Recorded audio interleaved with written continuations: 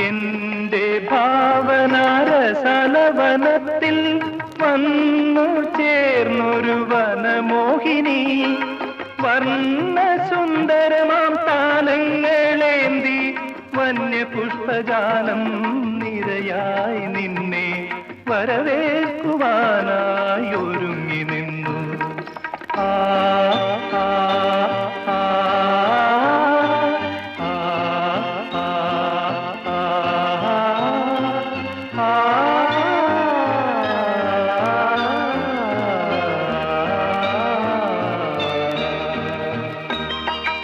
എന്റെ സ്വപ്നത്തിൻ താമര പൊയ്കയിൽ വന്നിറങ്ങിയ രൂപവതി നീലത്താമര മിഴികൾ തുറന്നു നിന്നെ നോക്കി നിന്നു ചൈത്രം നിൻ